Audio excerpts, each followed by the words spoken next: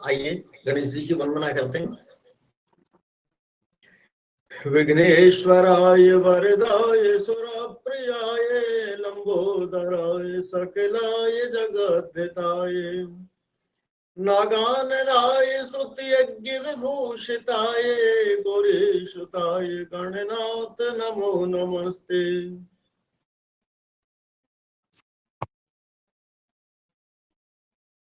गणेश जी महाराज को नमन। गुरु ब्रह्मा गुरु विष्णु गुरुदेवो महेश्वरा गुरु साक्षात परम ब्रह्म तस्मै श्री गुरुवे नमः। तो अपने अपने जो भी गुरुदेव हैं उनको नमन करें, प्रणाम करें। तो आज की क्लास शुरू करते हैं। और आज की जो क्लास है उसका विषय है कुंडली में हम धन योग कैसे देखें, किस व्यक्ति के पास कितना धन होगा, यानी उसकी आर्थिक स्थिति कैसी होगी। तो उसके बारे में हम आज देखेंगे। हमारे ज्योतिष में कई प्रकार के ऐसे टूल्स हैं और चार्ट भी हैं कि जिनके माध्यम से हम ये देख सकते हैं कि किसी भी व्यक्ति की कुंडली में किस प्रकार का धन योग है। आज हम धन योग के बारे में कि हम कुंडली में किस प्रकार से इसके बारे में देख सकते हैं।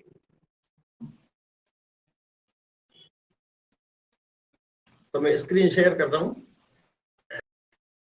हाँ देखिए, ज्योतिष में बहुत सारी विधाएं हैं और बहुत सारे तरीके हैं देखने के। उनमें से धन किसी व्यक्ति के पास कितनी मात्रा में होगा, यानी किसी व्यक्ति की आर्थिक स्थिति कैसी होगी, व्यक्ति के पास पर्याप्त मात्रा में धन होगा या नहीं होगा। तो ये हम कुंडली के द्वारा कैसे देखें। तो आइए आज हम इंदु लगन की बात करते हैं। ये बहुत ही फेमस है और इसको धन लगन के नाम से भी जाना जाता है। यानी कुंडली में अगर धन की स्थिति देखनी है तो उसमें इंदु लगन देखी जाती है। इंदु लगन बहुत ही इंपॉर्टेंट है और किस व्यक्ति के जीवन में कब धन आएगा, कितनी मात्रा में आएगा, रुकेगा या नहीं रुकेगा, कितनी इनकम होगी, सारी चीजें इस कुंडली के आधार पर देखी जा सकती है। तो इसके कुछ नियम हैं, उनके बारे में अभी बता रहा हूं मैं, और फिर हम देखेंगे कि किस तरह से हम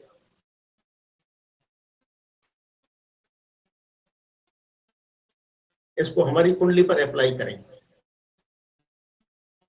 तो इंदु लगन जन्म पत्रिका में इंदु लगन के विश्लेषण द्वारा जातक के आर्थिक जीवन स्तर, धन संपदा का स्तर, आर्थिक उन्नति का समय, प्रमोशन और आर्थिक समृद्धि के उच्च स्तर को जांचा जाता है। यानी चेक किया जाता है कि व्यक्ति के जीवन की आर्थिक स्थिति किस प्रकार की रहेगी। इंदु लगन को धन लगन भी कहा जाता है।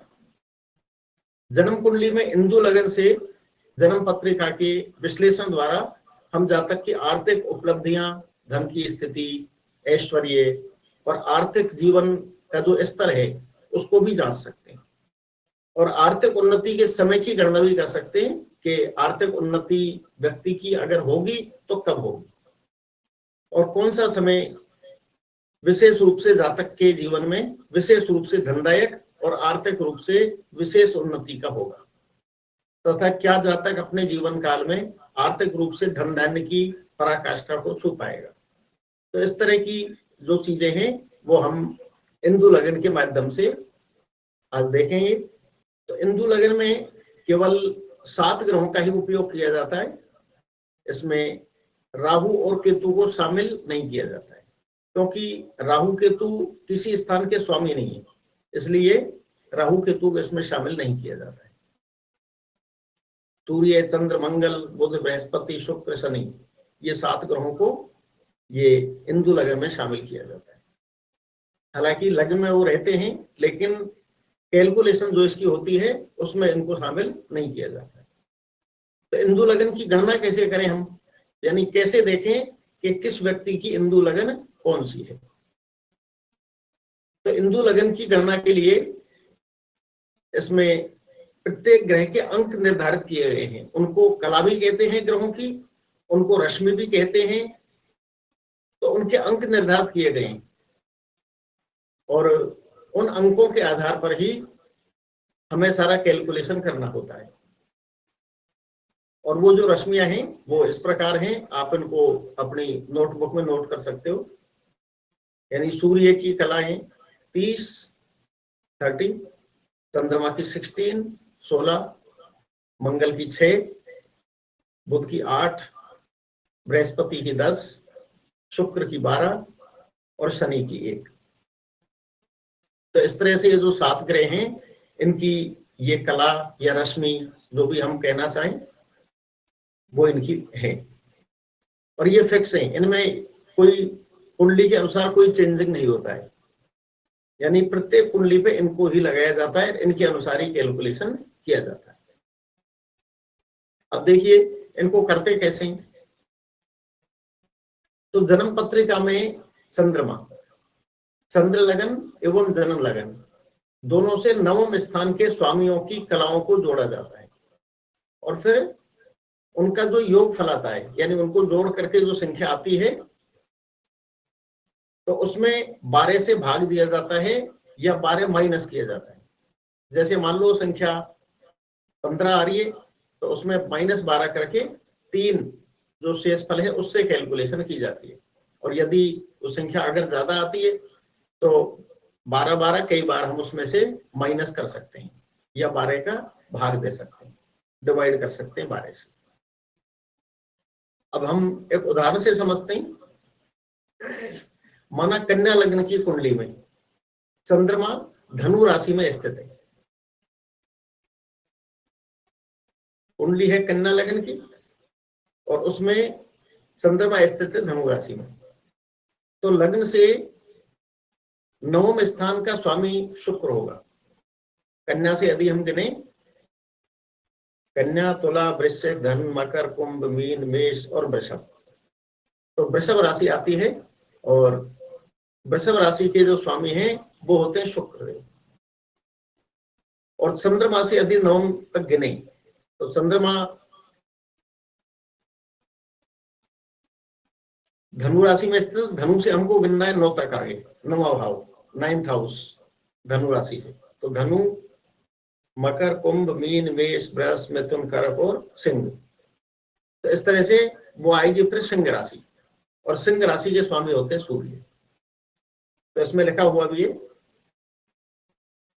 माना कि कन्या लग्न की कुंडली में चंद्रमा धनु राशि में स्थित है तो लग्न से नवम स्थान का जो स्वामी है वो शुक्र होगा और चंद्रमा से नवम राशि सिंह आएगी और जिसके स्वामी होंगे सूर्य। तो हमें फिर आगे क्या करना है कि सूर्य और शुक्र इनकी जो कलाएं हैं ऊपर दी हुई है वो हमको लेनी है। तो देखिए सूर्य कला कितनी है, सूर्य की 30 और शुक्र की कितनी है 12 यानी 12। यदि इन दोनों को हम जोड़ें 12 + 30 बराबर 42, 42। नियमानुसार चूंकि 42 योगफल 12 से अधिक है, अतः 12 से भाग देने पर 42 भाग 12। अब शेषफल कितना होगा 42 - 36, शेषफल से आता है 42 - 36 = 6।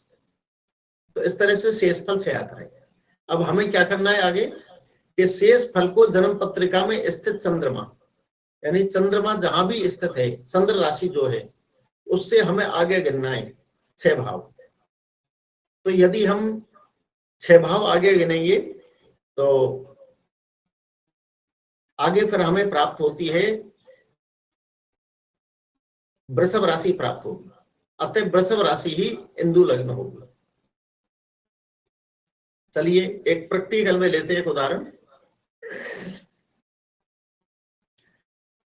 इस जातक का जन्म 27 जुलाई 1993, जन्म समय 2:10 AM, जन्म स्थान जयपुर राजस्थान। तो ये कुंडली आपको दिखाई दे रही होगी, जन्म लगन है ये। इस डेट के अनुसार ये जन्म लगन है।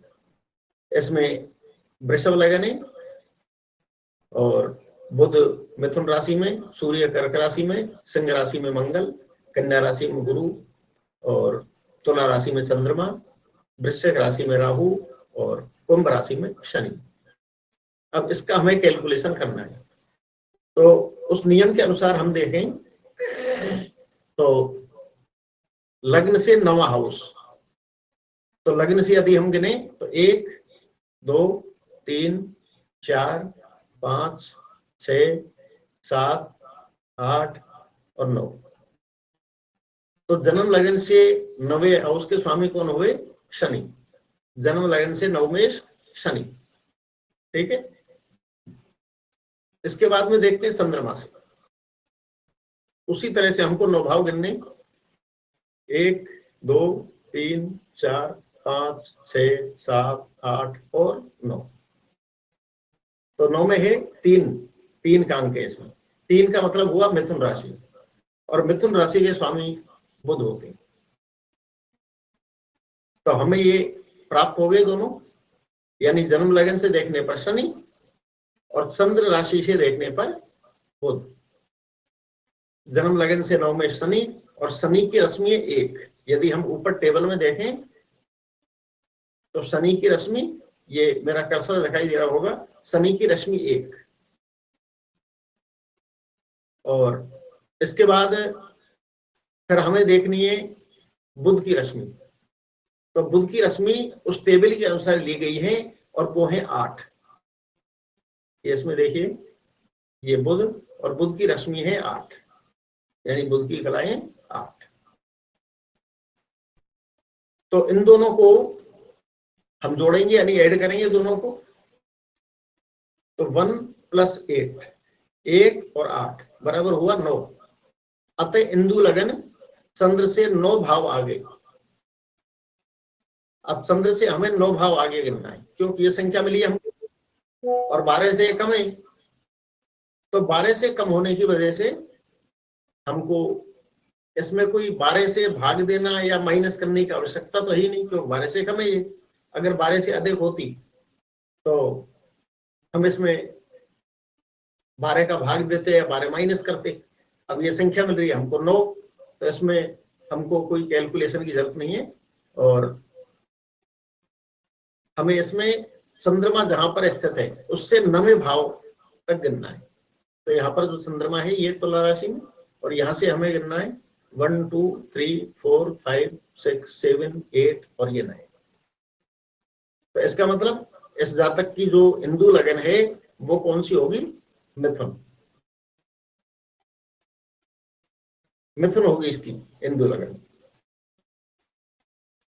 तो मिथुन इंदु लगन के अनुसार हमें इसके जो ग्रह हैं वो देखने होते हैं।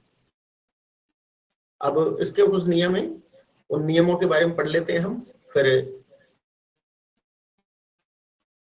और इसको देखेंगे। फिर दोबारा से अगली और जो चार्ट है उनके ऊपर भी इसी तरह से कैलकुलेशन करेंगे। तो देखिए, इसमें एक तो मुख्य रूप से जो देखा जाता है वो इंदु लगन में बैठे हुए सभी शुभ ग्रह। इंदु लगन में, इंदु लगन यानी इंदु लगन हमें प्राप्त कौन सी हुई? मिथुन। तो इंदु लगन में जो भी ग्रह बैठे होते हैं वो जातक को शुभ फल प्रदान करते हैं और अपनी दशाओं में आर्थिक उन्नति देते हैं। नंबर 1। नंबर 2 है इंदु लगन और लग्नेश, इनसे संबंध बनाने वाले शुभ और अशुभ ग्रह अच्छे और बुरे दोनों प्रकार के परिणाम सम्मिलित रूप से देते हैं।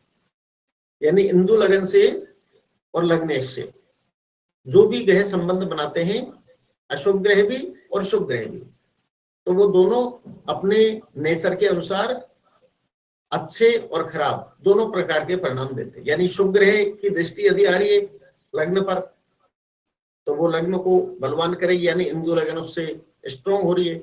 और जिस ग्रह की लग्न पर दृष्टि प्राप्त हो रही है वो ग्रह भी फिर अपनी दशा या अंतर्दशा में व्यक्ति को शुभ फल प्रदान करते हैं।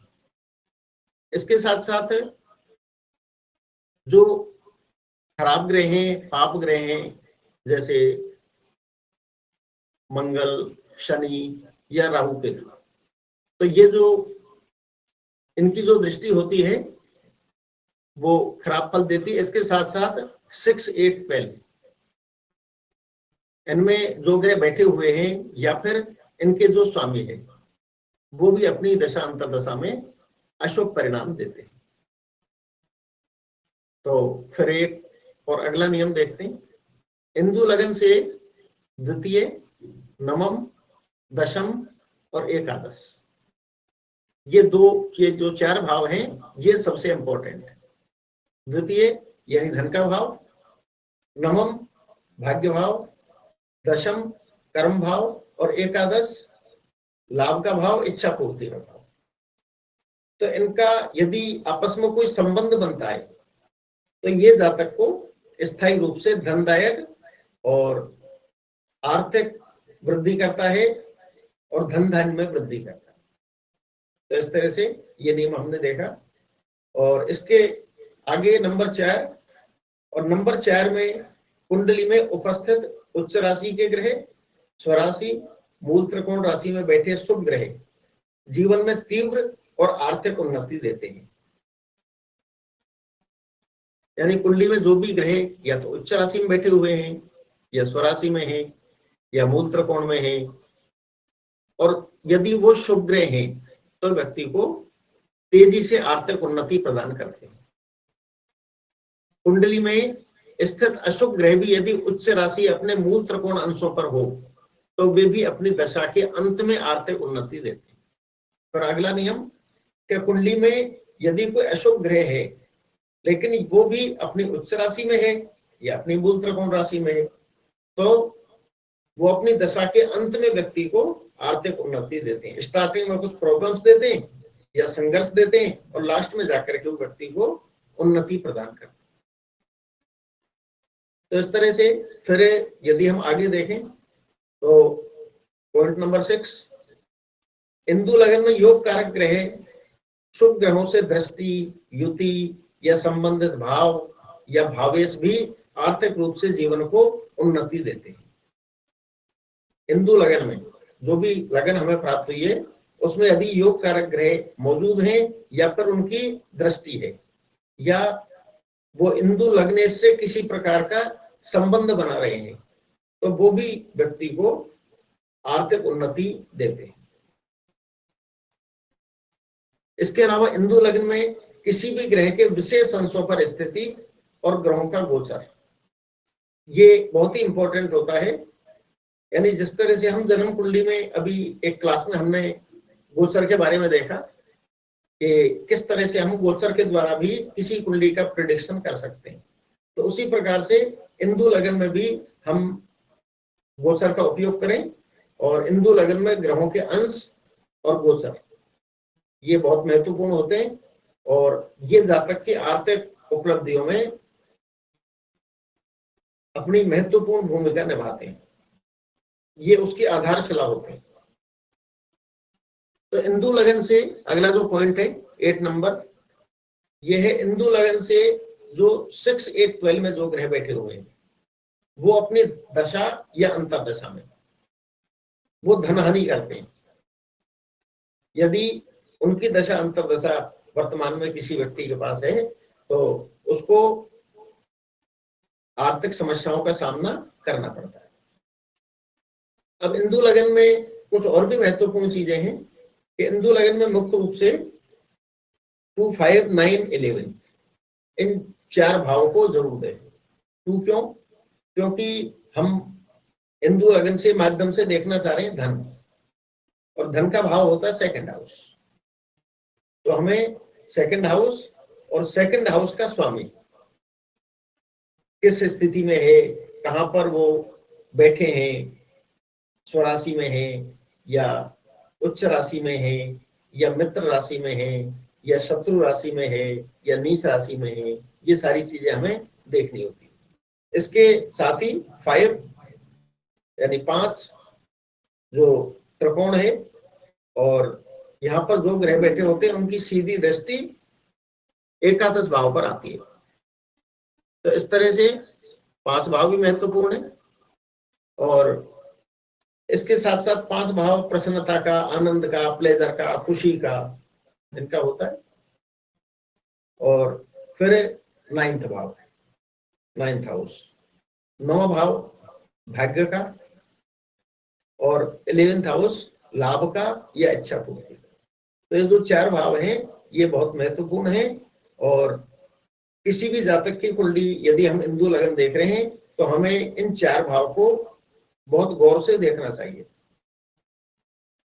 यदि इन भाव में शुभ ग्रह बैठे हों, अब देखिए इनमें यदि शुभ ग्रह बैठे हैं तो क्या होगा, यदि 2, 5, 9, 11 में शुभ ग्रह बैठे हुए हैं तो व्यक्ति को आर्थिक उन्नति देंगे, लेकिन वो किस तरह की देंगे, कम परिश्रम से। यानी व्यक्ति को मेहनत कम करनी होगी, परिश्रम कम करना पड़ेगा और लाभ उसको अधिक होगा। अब इन स्थानों में यदि क्रूर ग्रह या पापक ग्रह बैठे तो इसका मतलब ये नहीं है कि वो कोई लाभ नहीं देंगे, लाभ वो भी देंगे, लेकिन वो कठोर परिश्रम के बाद लाभ देंगे। यानी यदि इन स्थानों में या इन स्थानों से संबंध बना रहे हैं पापक ग्रह या क्रूर ग्रह, तो फिर वो व्यक्ति को कठिन परिश्रम के बाद में सफलता प्रदान करते हैं। और हमारी जो वैदिक ज्योतिष उसका भी ये नियम है कि किसी भी ग्रह की दशा हमारी चल रही है, यदि वो शुभ ग्रह है, अच्छे स्थानों का स्वामी है, तो व्यक्ति के जीवन को सरल बना देता है। यानी आसानी से उसे चीजें प्राप्त होती हैं, धन प्राप्त होता है, आर्थिक उन्नति होती है और उसका जीवन आनंददायक व्यतीत होता है। लेकिन यदि क्रूर ग्रह की या पापक ग्रह की दशा अंतर्दशा है तो व्यक्ति के जीवन में प्रॉब्लम्स आती है और धन लाभ भी होता है तो कठोर परिश्रम के बाद होता है, यानी उसे मेहनत अधिक करनी होती है। यदि इंदु लग्न के केंद्र त्रिकोण के स्वामी या 2-11 के स्वामी, देखिए इंदु लग्न में 4 तो केंद्र और त्रिकोण, ये बहुत इंपॉर्टेंट है। और इनके साथ साथ में 2-11,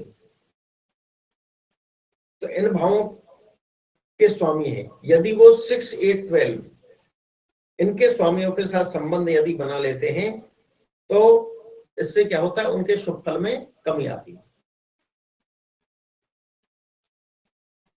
अगला जो पॉइंट है, राहु केतु जिस भाव में भी बैठे होते हैं, यानी राहु केतु लिखे जाएंगे इसमें भी, लेकिन उनको फलित कैसे करेंगे हम, तो राहु केतु जिस भी भाव में बैठे होते हैं वो उस भाव के अनुसार फल देते हैं। यानी उस भाव के कारक तत्व जो हैं, यानी अष्टम भाव में बैठे हुए तो अष्टम भाव कारक तत्व देखिए, यदि 11th में बैठे हुए तो 11th के कारक तत्व देखिए क्या क्या कारक तत्व हैं, 7th में बैठे हुए 7th के कारक तत्व, यानी जिस भी भाव में बैठे हुए हैं उनके कारक तत्वों को वो ग्रहण कर लेते हैं। और इसके साथ में फिर हमें देखना होता है कि राहु केतु जिस राशि में बैठे हुए हैं उस राशि स्वामी की स्थिति क्या है। यदि राशि स्वामी बलवान स्थिति में है, शुभ स्थिति में है, उच्च के हैं, स्वराशि के हैं, मित्र स्थान के हैं, केंद्र में या त्रिकोण में है, तो फिर राहु शुभ फल देते हैं। लेकिन यदि वही ग्रह 6, 8, 12 में है या शत्रु राशि में है या नीच है या अस्त है, तो फिर राहु केतु उन्हीं के अनुसार अपना फल देते हैं और उनके राहु केतु के भी अशुभ फल व्यक्ति को प्राप्त होते हैं। इसके साथ साथ ही हम किसी भी भाव के विषय में यदि बात करें तो सभी भावों की हम अलग अलग भी इंदु लगन निकाल सकते हैं। जैसे मान लो ये अभी हमने देखी इंदु लगन, तो ये 9th के बारे में देखी। 9th यानी व्यक्ति का भाग्य, और भाग्य का मतलब होता है कि व्यक्ति को हर प्रकार की सुख, समृद्धि, ऐश्वर्य ये प्राप्त हो, भाग्यशाली हो व्यक्ति। तो इस तरह से ये हमने निकाला। इसी प्रकार से हम संतान संबंधी भी इंदु लगन के अनुसार देख सकते हैं, या फिर हम रोग बीमारी के बारे में भी देख सकते हैं, विवाह के या पति पत्नी के बारे में भी देख सकते हैं, या जॉब या फिर कर्म इनके बारे में भी हम देख सकते हैं, लाभ के बारे में भी। तो सबकी हम इंदु लगन से अलग अलग प्रकार भी देख सकते हैं। इस जातक का जन्म 15/6/1966 और जन्म समय है 7:15 PM और बर्थ प्लेस जयपुर राजस्थान। तो धनु लग्न की कुंडली बनती है और 4th हाउस में शनि, पंचम में चंद्रमा और शुक्र और 2nd हाउस में राहु मंगल, 6th हाउस में राहु मंगल और 7th में सूर्य बुध और गुरु और 12th हाउस में केतु। तो इस तरह से यदि हम हिंदू लग्न निकालना चाहे तो कैसे निकलेगी वो, कि सबसे पहले हमें 9वें हाउस का स्वामी लग्न से 9th हाउस, तो लग्न से यदि हम 9th हाउस देखें तो उसमें राशि आती है सिंह और सिंह के स्वामी हुए सूर्य।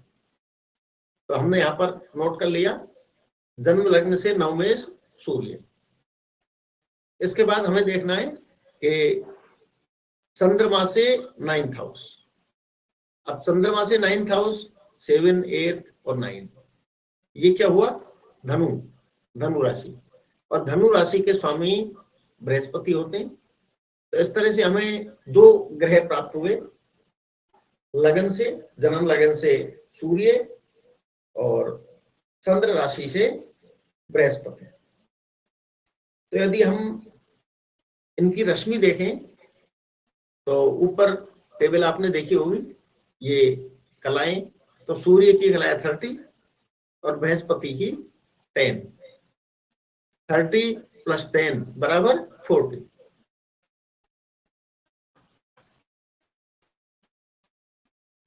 ये 30 + 10 = 40। अब 40 / 12, अब हमें इसमें भाग देना है 12 का, 12 का। तो 12 का यदि हम भाग देंगे तो 36 और रिमाइंडर रहेगा 4, यानी शेषफल बचेगा 4। 12 से 3 बार भाग देंगे सारी इसमें, तो 12 × 36 और रिमाइंडर फिर होगा 4, ये जो आपको दिखाई दे रहा होगा। अब रिमाइंडर 4 है, इसका मतलब चंद्रमा से आगे 4th भाव, हमें जन्म कुंडली में चंद्रमा से 4 भाव आगे जाना होगा और फिर हमें प्राप्त होगी हिंदू लगन। तो आइए देखते हैं। तो चंद्रमा, ये मेष राशि में चंद्रमा है और यहां से हम गिनेंगे तो मेष, वृषभ, मिथुन और कर्क। तो जातक की हिंदू लग्न क्या होगी, कर्क। तो आगे देखिए, ये हिंदू लगन और हिंदू लगन इसमें बनती है कर्क, और जो सारे ग्रह हैं ये ग्रह उसी प्रकार लेके जाएंगे राशि के अनुसार। जैसे यहाँ पर हमने देखा कि चंद्रमा और शुक्र मेष राशि में है, इसमें भी वो मेष राशि में ही होंगे। इसी तरह से राहु मंगल वृषभ राशि में, तो इसमें भी हमने वृषभ राशि में ही लिखा है। हालांकि हाउस चेंज हो गए लेकिन राशियां वही आएंगी, सेम समान, राहु मंगल। और मिथुन राशि में है सूर्य बुध गुरु, ये मिथुन राशि में सूर्य बुध और गुरु, तो इनको भी फिर हमने मिथुन राशि में लिखा है सूर्य बुध और गुरु। और शनि मीन में है, तो शनि को भी हमने मीन में लिख दिया, ये शनि मीन में।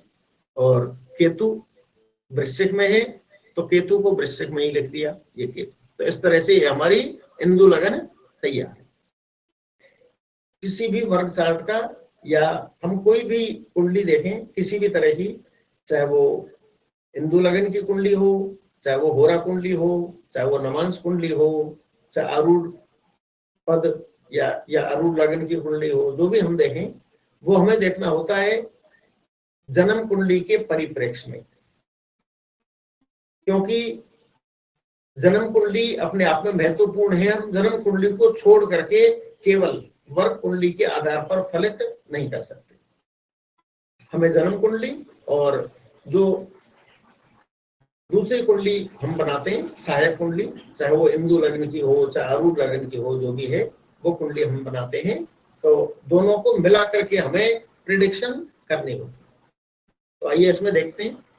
इसमें हमें प्राप्त हो रही है मिथुन लगन, हिंदू लगन। तो मिथुन लगन को यदि हम जन्म कुंडली में देखें तो 2nd हाउस में पड़ती है, और 2nd हाउस क्योंकि धन का भाव है, तो इस जगह हिंदू लगन का प्राप्त होना बहुत शुभ है। यानी कोई भी इंदु लगन यदि 6, 8, 12 में आती है तो उसको कमजोर माना जाता है, लेकिन यदि 2, 11 में हो या केंद्र में हो या त्रिकोण में हो तो वो शुभ मानी जाती है। अब हम आगे इसके निष्कर्ष को देखेंगे कि किस तरह से हम इसमें धन के बारे में जान सकते हैं।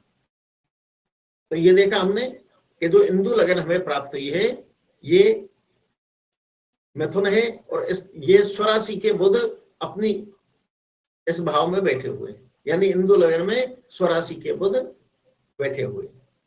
और यदि हम जन्म कुंडली में भी देखें तो बुध स्वराशि के होकर के धन भाव में बैठे हुए। इसका मतलब बुध की स्थिति बहुत ही स्ट्रॉन्ग है, बहुत अच्छी स्थिति में बुध। आगे हम बात करते हैं धन की स्थिति के बारे में। तो इसका धन भाव, इसमें राशि आती है कर्क और कर्क के स्वामी है चंद्रमा, और कर्क के स्वामी चंद्रमा त्रिकोण में बैठे हुए, तो ये भी अच्छी स्थिति है, शुभ स्थिति है। किसी भी भाव का स्वामी यदि ट्राइन में बैठता है, त्रिकोण में बैठता है, तो वो अपना शुभ फल व्यक्ति को प्रदान करता है। तो चंद्रमा जो है वो भी इस जगह शुभ है। इसके साथ ही यदि सूर्य की बात करें तो सूर्य भी इस जगह मित्र राशि के हैं, यानी सूर्य और चंद्रमा दोनों मित्र हैं और सूर्य इस जगह मित्र राशि के हैं, तो सूर्य को भी इस जगह शुभ माना जाएगा। आगे देखते हैं, फिर केंद्र के बारे में हम देखें तो देखिए इसमें स्वराशि का बुध और यहां पर भी स्वर्ण ग्रह बृहस्पति 4th हाउस में, और यहां पर ट्राइन में चंद्रमा। तो तीनों ग्रह बहुत ही अच्छी स्थिति में हैं। और यदि 2, 11 की भी यदि हम बात करें तो 2 के स्वामी चंद्रमा जो ट्राइन में बैठे हुए हैं और 11 के स्वामी बृहस्पति जो केंद्र में बैठे हुए। इसका मतलब जो पोस्ट में मैंने लिखा था कि किस तरह से हम व्यक्ति के धन के बारे में देख सकते हैं, तो यदि इसमें से देखा जाए तो केतु और शुक्र ये दोनों जो ग्रह हैं ये द्वादश भाव में हैं और राहु 6th हाउस में है। तो इनमें राहु, केतु और शुक्र ये 3 ग्रह ऐसे हैं कि जो व्यक्ति को धन प्रदान करने वाले नहीं है। बाकी अन्य सभी ग्रह, इधर से शनि ये भी अपनी स्वराशि में बैठे हुए हैं ट्राइन में, त्रिकोण में, और तृतीय दृष्टि से लाभ को भी देख रहे हैं। दृष्टियां भी इन पे वही वैदिक वाली लागू होंगी कि हम कैसे देख सकते हैं कि व्यक्ति करोड़पति होगा या अरबपति होगा या किस तरह से होगा। तो इस कुंडली से बिल्कुल स्पष्ट दिखाई दे रहा है। हाँ, कुछ माइनस पॉइंट हैं, जैसे शुक्र 12th हाउस में है केतु के साथ में और राहु भी 6th हाउस में है, बाकी सारे ग्रह अपनी यथास्थिति में हैं।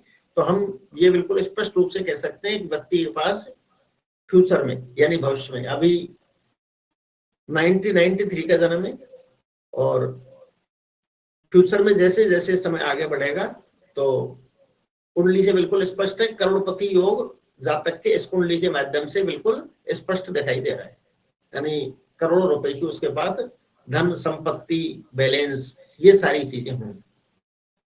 तो इस तरह से हम इंदु लगन के द्वारा इन चीजों को देख सकते हैं।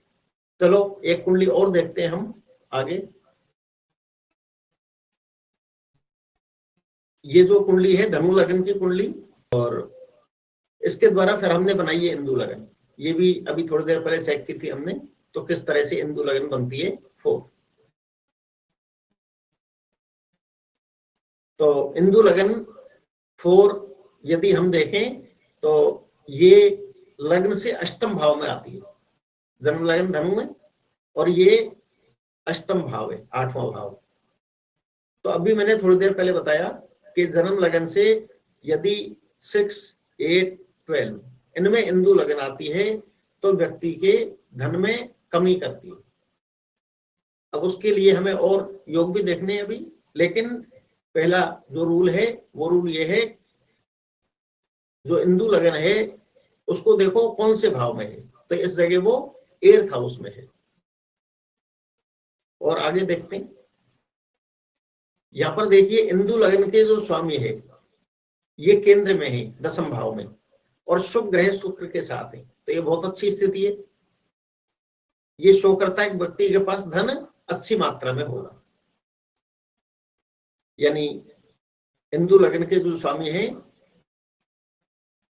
हिंदू लग्न के जो लग्नेश हैं वो है चंद्रमा, और चंद्रमा शुभ ग्रह के साथ है, शुभ ग्रह शुक्र के साथ है और केंद्र में भी है। इसका मतलब पूर्ण रूप से ये बलवान है, और बलवान का मतलब व्यक्ति को शुभ फल प्रदान करने में पूरी तरह से सक्षम है। यानी आर्थिक स्थिति व्यक्ति की काफी अच्छी शो करते हैं, ये दिखाते हैं। इसके अलावा फिर हम देखें तो धन भाव के स्वामी, अब धन भाव के जो स्वामी है ये सूर्य 12th हाउस में है, तो ये एक माइनस पॉइंट हुआ। इसके बाद में हम देखें लाभ भाव, तो लाभ भाव के स्वामी शुक्र, और शुक्र दशम भाव में यानी केंद्र में है, तो शुक्र की स्थिति मजबूत है, अच्छी स्थिति है। और ट्राइन में फिर शनि देव बैठे हुए हैं, भाग्य भाव में शनि, और ये भी मित्र राशि के ही, बृहस्पति की राशि में मित्र राशि का ही इनको माना जाएगा। और यदि 11th हाउस की देखें, हमने देखा चारों केंद्रों के बारे में और त्रिकोण दोनों 1, 5, 9 त्रिकोण और 1, 4, 7 और 10 इनके बारे में देखा, तो इनसे स्थिति आगे स्पष्ट होती है कि व्यक्ति का जो जीवन है, लाइफ है, कैसी रहेगी। अब इसमें देखते हैं 11th हाउस में राहु मंगल, अब 5th हाउस के स्वामी मंगल, और इधर से फिर 10th हाउस के स्वामी, यानी दोनों स्थानों को जो राहु और मंगल की युति है, यानी मंगल जो है दोनों स्थानों को शुभता प्रदान की, यानी संतान संबंधी सुख भी अच्छा, संतान का लाभ भी अच्छा, संतान से संबंधित जो भी हम देखना चाहते हैं वो बहुत शुभ है, और कर्म से संबंधित या राज्य से संबंधित भी शुभ है। अब इससे हम क्या निष्कर्ष निकालें?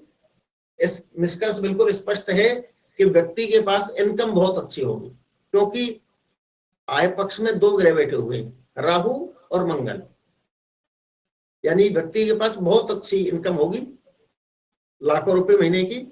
लेकिन जो धन भाव के स्वामी है वो बैठे हुए 12th भाव में, इसका मतलब व्यक्ति के पास धन टेकेगा नहीं, यानी आएगा बहुत अच्छी मात्रा में, व्यक्ति के पास खूब इनकम होगी, अच्छी इनकम होगी, लेकिन धन रुकने में प्रॉब्लम्स आएंगी।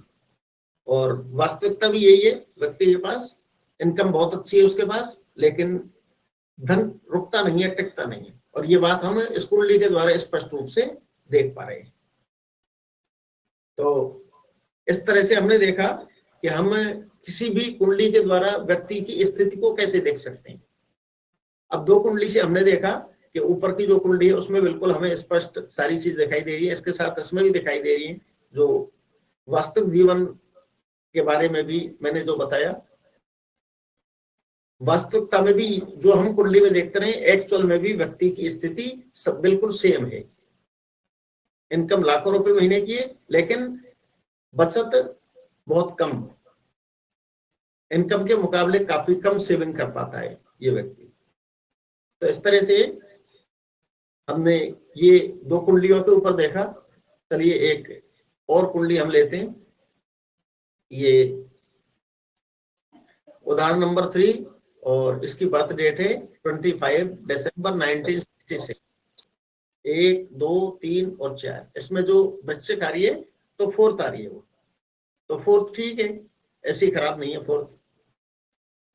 तो हमें एक तो ये सबसे पहले ये देखना होता है कि वो 6, 8, 12 नहीं हो। यदि 6, 8, 12 होगी तो व्यक्ति के पास अधिक मात्रा में धन नहीं होगा, नंबर 1। नंबर 2 हमको देखना होता है फिर इसके बाद में 2nd हाउस, क्योंकि हम बात कर रहे हैं धन की, तो हमें धन भाव देखना होता है। तो आइए हम धन भाव के विषय में बात करें।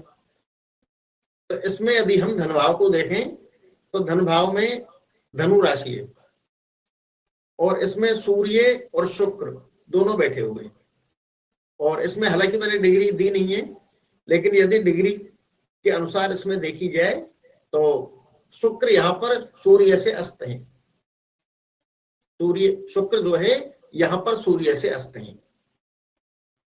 और इसके बाद में फिर हम चारों केंद्र के बारे में देखें तो एक केंद्र में बुध है, दूसरे केंद्र खाली है, तीसरा जो केंद्र है इसमें चंद्रमा है उच्च के, और चौथे केंद्र में कोई ग्रह स्थित नहीं है।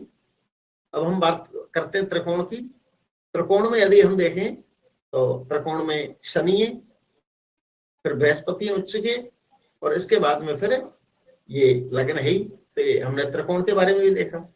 फिर हम एक एक ग्रह को, जैसे कुंडली को देखी जाती है ना जन्म कुंडली, उसी प्रकार से इनको देखा जाता है। इनमें कोई विशेष अंतर नहीं है। देखने का तरीका वही है जैसे हम जन्म कुंडली देखते हैं वैदिक ज्योतिष के अनुसार, उसी प्रकार से हमको दृष्टियां लेनी है। उसी प्रकार से हमको ये देखना है कौन सा मित्र ग्रह है या शत्रु ग्रह है या स्वराशि का है या उच्च का है या शत्रु राशि का है। ये सारी चीजें हमें यथावत देखनी होती है। तो इसमें यदि हम देखें तो बुध हालांकि शुभ ग्रह हैं लेकिन शत्रु स्थान के हैं, क्योंकि मंगल और बुध दोनों शत्रु हैं। अभी हमने जो फर्स्ट चार्ट देखा, पहली कुंडली देखी, तो उसमें बुध किसके थे? स्वराशि के थे। लेकिन इसमें जो बुध हैं वो शत्रु राशि के हैं, मंगल की राशि में है, तो बुध इस जगह कमजोर है। इसके बाद दूसरी स्थिति यदि देखी जाए तो इसमें शुक्र, ये सूर्य के साथ अस्त हैं, शुक्र भी इसमें अस्त है। और फिर यदि हम देखें तो बृहस्पति इसमें शुभ स्थिति में है, अच्छी स्थिति में है। बृहस्पति को इनमें शुभ माना जाएगा क्योंकि बृहस्पति उच्च के भी है और धन स्थान के स्वामी होकर के ट्राइन में यानी त्रिकोण में मौजूद है। तो बृहस्पति इस कुंडली में बहुत अच्छे शुभ स्थिति में है। इसके बाद चंद्रमा जो है, ये चंद्रमा भी उच्च के हैं, तो चंद्रमा भी अच्छी स्थिति में है। और मंगल को यदि हम देखें तो मंगल जो है वो 11th हाउस में है, और 11th हाउस में ये षष्टेश और लग्नेश यानी इंदु लगन के स्वामी और छठे भाव के स्वामी, इन दोनों के स्वामी होकर के लाभ में स्थित है। तो कुंडली से भी हमें ये दिखाई दे रहा है कि व्यक्ति के पास लाभ की स्थिति ठीक है, लेकिन धन की स्थिति इसके पास भी नहीं है, क्योंकि इस जगह जो शुक्र बैठे हुए हैं वो शुक्र और सूर्य दोनों ही शत्रु है, और शुक्र सूर्य से अस्त भी है। तो ये जो हाउस है सेकंड हाउस, ये अच्छी स्थिति में नहीं है। और मैं इस व्यक्ति को व्यक्तिगत रूप से भी जानता हूं, तो इस व्यक्ति की आर्थिक स्थिति कोई ज्यादा बढ़िया नहीं है। तो कुंडलियों के माध्यम से यदि हम किसी चीज को देखना चाहें तो हम इस तरह से इन नियमों को लगा करके और इंदु लगन का उपयोग करें। और इंदु लगन जो होती है ना, वो केवल धन योग देखने के लिए ही इसका उपयोग किया जाता है। और कुंडली में यदि नियम जो अभी बताए मैंने, केंद्र में, त्रिकोण में और 2-11 में, इनमें यदि शुभ ग्रह हैं, अच्छी स्थिति में है, उच्च के, स्वराशि के, मित्र स्थान के ग्रह हैं तो शुभ फल देंगे। यदि इनमें शत्रु राशि के ग्रह होंगे, अस्त, वक्री या नीच राशि में इस तरह से होंगे तो ये अपना अशुभ फल देंगे। अब इस कुंडली में हम देख रहे हैं कि बुध भी शत्रु राशि में है, इधर से शुक्र अस्त है, इधर से फिर मंगल है, ये भी शत्रु राशि में है।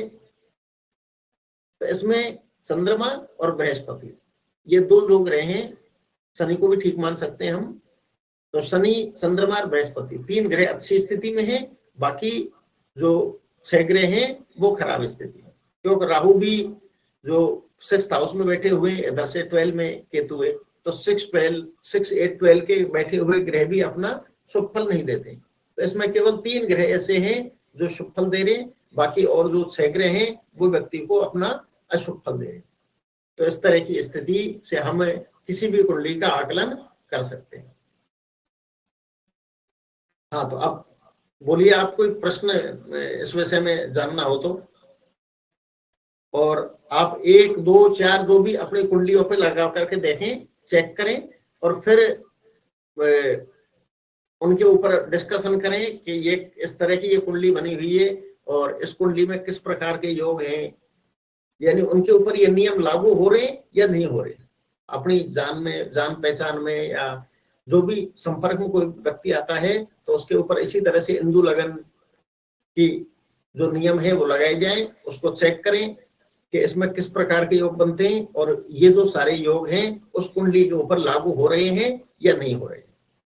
तो इस तरह से लगातार प्रैक्टिस के बाद में फिर वो धीरे धीरे सारी चीजें समझ में आएगी और फिर हम स्पष्ट रूप से इस बात को एक ही बार में देख करके बता सकते हैं कि इस व्यक्ति की आर्थिक स्थिति कैसी रहेगी। अच्छा, इसके साथ साथ हम एक चीज और भी देख सकते हैं कि व्यक्ति को लाभ होगा या हानि होगी। तो हमको ये भी देखना होता है कि व्यक्ति को कब तो लाभ होगा और कब हानि होगी, नंबर 1। नंबर 2, फिर हमें ये देखना होता है कि ऐसा कौन सा ग्रह है जो लाभ देगा और ऐसा कौन सा ग्रह है जो व्यक्ति को हानि देगा। और इसके साथ साथ यदि हम देखें, जैसे ये फर्स्ट चार्ट को हम लेते हैं, इसमें हमने देखा बहुत अच्छे योग है, धन के योग बहुत अच्छे हैं। अब इसमें फिर आगे देखें कौन सा ग्रह इसमें हानि दे रहा है, कौन सा लाभ दे रहा है। तो व्यक्ति को जब भी राहु की दशा, केतु की या शुक्र की, इनकी जो दशा अंतर दशाएं होंगी, ये व्यक्ति को अपना पूर्ण शुभ फल प्रदान नहीं करेंगी, लेकिन इनमें जब अन्य कारक ग्रहों की दशाएं आएंगी तो वो मिला जुला फल प्रदान करेंगी। लेकिन जैसे बुध की दशा, बृहस्पति की दशा, चंद्रमा की दशा, शनि की दशा, इनकी जो दशाएं आएंगी व्यक्ति को अपना पूर्ण शुभ फल प्रदान करेंगी। अब हानि कौन कौन से ग्रह करेंगे? ये 3 ग्रह, राहु, केतु और शुक्र। और लाभ कितने ग्रह देंगे? 6 ग्रह।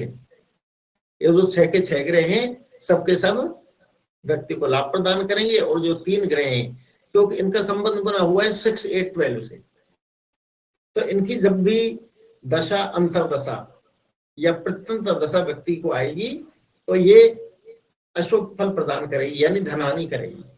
इसके साथ साथ गोचर में भी हम इसी तरह से देख सकते हैं। गोचर में कैसे देखना है कि गोचर में जब भी इंदु लगन के अनुसार देखें तो केंद्र या त्रिकोण में जब गुरु का गोचर होगा, यानी गुरु का गोचर या तो मिथुन में हो या कन्या में हो, तुला में, कुंभ में और मीन में, इन राशियों में जब गुरु का गोचर होगा तो व्यक्ति को लाभ प्रदान करेगा। और यदि 6, 8, 12 यानी वृश्चिक में, मकर में और वृषभ में, इनमें जब भी गुरु का गोचर होगा तो व्यक्ति को आर्थिक हानि होगी, यानी धन हानि का योग बनेगा। तो इस प्रकार से गोचर के द्वारा भी पिछली क्लास में मैंने खूब डिटेल में बताया था गोचर को हम कैसे देखें, और वही उसी तरह से नियम इसके ऊपर भी लगाए जाते हैं गोचर के, और उससे हम चेक कर सकते हैं किस तरह से व्यक्ति को कब, यानी दशांतर दशा भी उसको सपोर्ट करें और गोचर भी सपोर्ट करें तो व्यक्ति को उम्मीद से अच्छा लाभ होता है। तो इस तरह से हम टाइमिंग ऑफ इवेंट, जैसे हमने पिछले कोर्स में, पिछली क्लासेस में देखा, टाइमिंग ऑफ इवेंट यानी धन प्राप्ति का समय, वो हम कैसे देखें। तो धन प्राप्ति का समय देखने का नियम यही है कि इंदु लगन जो है, इंदु लगन के स्वामी यानी लग्नेश, और इनमें जब कारक ग्रह की अंतर्दशा हो, केंद्र या त्रिकोण के, विशेष रूप से त्रिकोण के, क्योंकि ये केंद्र का स्वामी हुआ, इनमें से या तो 9th हाउस के स्वामी या पंचम के, इनकी अंतर्दशा प्राप्त होगी। और साथ में गोचर में बृहस्पति का जो गोचर है वो केंद्र में या त्रिकोण में हो, क्योंकि बृहस्पति को सबसे अधिक शुभ ग्रह माना जाता है। इनके भी क्रम है कि सबको सबसे अधिक शुभ ग्रह कौन से? बृहस्पति। नंबर 2 पे माना जाता है शुक्र को शुभ ग्रह में, नंबर 3 पे माना जाता है बुध को, और नंबर 4 पे माना जाता है चंद्रमा को। पक्ष बली होना या नहीं होना, यानी अमावस्या के आसपास के यदि चंद्रमा है तो उनको शुभ ग्रह की श्रेणी में नहीं मानते। अमावस्या के आसपास का जो चंद्र है, जो चंद्रमा है कुंडली में, वो शुभ ग्रह की श्रेणी में नहीं आता है। लेकिन पूर्णिमा के आसपास का, यानी पूर्णिमा से 7 दिन पहले, 7 दिन बाद जिन जातक का जन्म होता है, उनकी कुंडली में चंद्रमा कहीं भी हो, उस व्यक्ति को अपना शुभ फल प्रदान करता है।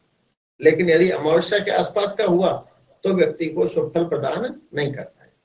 इसके साथ साथ एक चीज और देखनी चाहिए साथ में कि कोई भी कुंडली हम देखें, कोई भी वर्ग चार्ट देखें, चाहे नवमांश देखें, इंदु लगन देखें, होरा लगन देखें, सप्तमांश, दसमांश, नवमांश, त्रसांश, जो भी देखें, ये जन्म कुंडली के परिप्रेक्ष्य में ही देखें।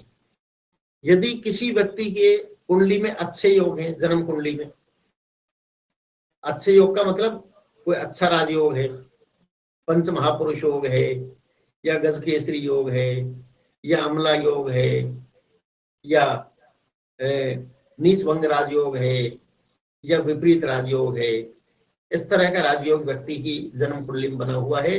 और इंदु लगन के अनुसार हमने देखा इसमें व्यक्ति के ग्रहों की स्थिति शुभ है, तो हम बिल्कुल निश्चित रूप से कह सकते हैं कि व्यक्ति अपने जीवन में बहुत अच्छा राइज करेगा। लेकिन यदि जन्म कुंडली में योग अच्छे नहीं है लेकिन इंदु कुंडली में अच्छे बने हुए हैं, तो वो मीडियम स्थिति होगी व्यक्ति की, मध्यम, यानी उस व्यक्ति को पूर्ण फल प्राप्त नहीं होगा। इंदु लगन को शुभ होते हुए भी पूर्ण फल प्राप्त नहीं होगा। और केवल इंदु लगन नहीं, जितने भी चार्ट हम देखते हैं, सारे चार्ट देखने का नियम यही है कि जो जन्म लगन है उसके परिप्रेक्ष्य में ही देखें। यदि जन्म कुंडली में कोई विशेष अशुभ योग है तो इंदु लगन में शुभ होने के बाद भी इंदु लगन के शुभ ग्रहों का पूर्ण परिणाम व्यक्ति को प्राप्त नहीं होता है। देखिए, एक और भी अंतर है कि हम और विधाएं जो पढ़ते हैं उनमें यह माना जाता है कि धनदायक होते हैं शुक्र, व्यक्ति को शुक्र धन प्रदान करते हैं। लेकिन वैदिक ज्योतिष के अनुसार देखा जाए तो इसमें चंद्रमा को इंपॉर्टेंट माना गया है। चंद्रमा को धन के बारे में बहुत महत्वपूर्ण माना गया है। तो एक और भी होता है केमद्रुम योग, उसको भी ज्योतिष में महा अशुभ दोष के रूप में माना जाता है। और केमद्रुम योग यदि किसी की कुंडली में है और यहाँ पर इंदु लगन में उसके ग्रह बहुत अच्छी शुभ स्थिति में है, तो उसके बावजूद भी व्यक्ति को पूर्ण शुभ फल की प्राप्ति नहीं होती है, क्योंकि मूल जो हमारी है वो है जन्म लगन। और जन्म लगन का सूक्ष्म विश्लेषण हम अन्य चार्टों के द्वारा करते हैं। तो सबसे पहले हमें आना चाहिए जन्म लगन को देखना। जन्म लगन यदि हमने अच्छी तरीके से देख ली तो फिर उसका वर्ग चार्ट देखिए। तो उसी प्रकार से इंदु लगन भी एक प्रकार का वर्ग चार्ट है, जैसे हम नवमांश देखते हैं उसी प्रकार से ये है। और जन्म कुंडली के परिप्रेक्ष्य में ही इसको देखा जाना चाहिए। आज की क्लास, अब टाइम हो गया आज का, हालांकि टॉपिक तो एक और था आरूढ़ लगन, लेकिन अब 1 घंटे से ज्यादा का टाइम इसमें हो गया, तो वो आरूढ़ लगन तो आज हो नहीं पाएगी। आरूढ़ लगन से देखते हैं कि व्यक्ति की सामाजिक स्थिति क्या होगी, यानी हम अपने आप को चाहे कैसा ही माने या कैसी स्थिति में हो, लेकिन पब्लिक को हम क्या दिखाई देते हैं। पब्लिक को हम बहुत भले आदमी दिखाई देते हैं, धनवान दिखाई देते हैं, या इज्जतदार व्यक्ति दिखाई देते हैं, या सम्मानीय व्यक्ति दिखाई देते हैं, या बुद्धिमान दिखाई देते हैं। तो वो हम देखते हैं आरूढ़ लगन से।